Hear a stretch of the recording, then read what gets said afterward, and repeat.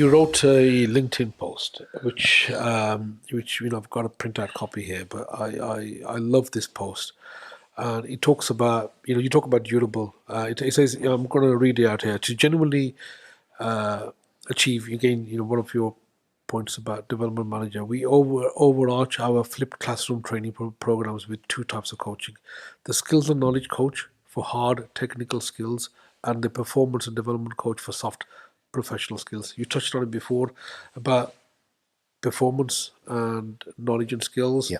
So I think we wouldn't be doing you justice if we just left it there. You touched on it, but I wanted you to actually just repeat that because I think that's really powerful. Okay. So first of all, let me reference the flipped classroom concept. Yeah. So, mate, since the search engine was invented, we've been able to find content online. Yeah.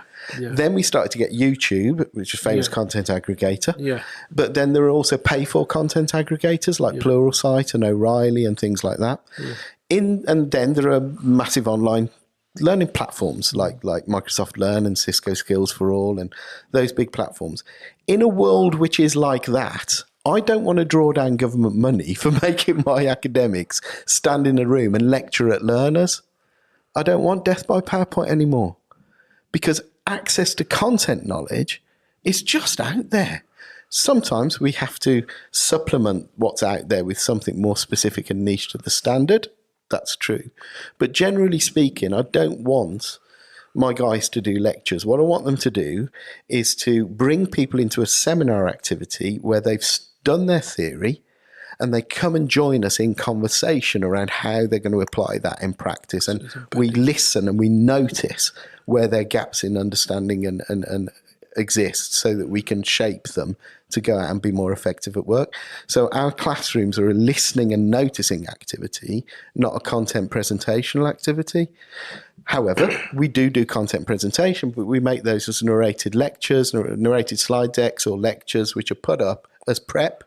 So they do all this curated stuff from these other platforms or some of our own content sometimes, and they're told to do that as an independent adult before they come into the classroom. But then the magic is when they apply the theory in the practice.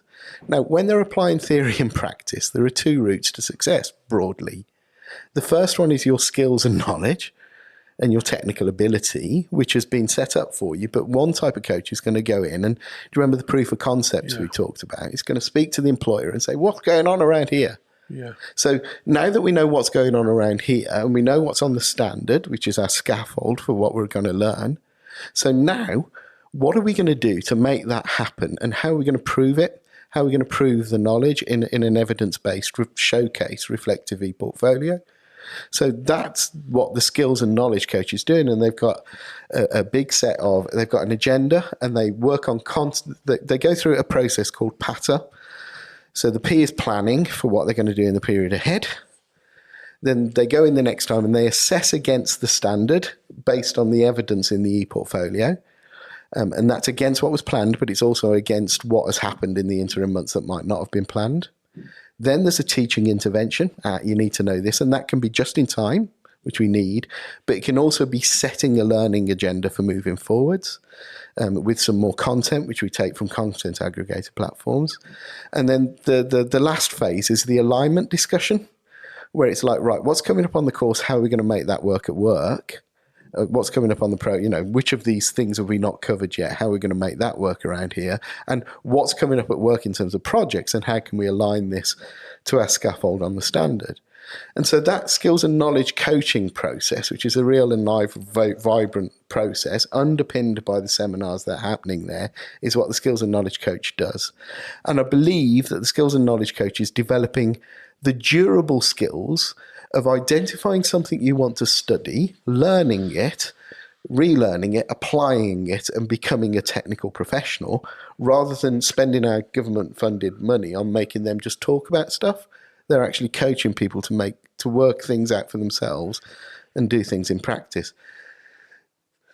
Let's call those the hard skills then. So when we go soft skills, I'm uncomfortable with that term, but I'll go with it. So soft skills are, it's not just turning up on work and dressing nicely.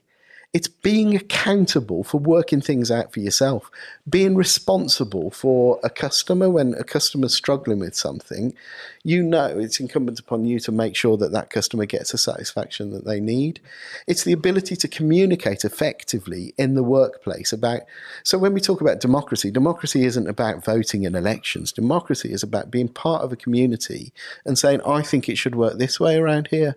It's a duty as an employee to tell the organisation what you think, but you must also follow the rule of law, British values. You must also subscribe to the decisions made by the organisation and be a contributor accountably against that decision. So this is all coming back into the TDM values again. And what we're trying to do with the apprenticeships funding is not only develop the technical person, but also this person with a great mindset for being a great contributor to the company that have trusted in them to deliver work for them. Okay. And so that performance and development coach is performance and development. It aligns with the Ofsted agendas, but it's actually about being a great member of the workforce. Canny Conversation Podcast Series 5 by Safaraz Ali.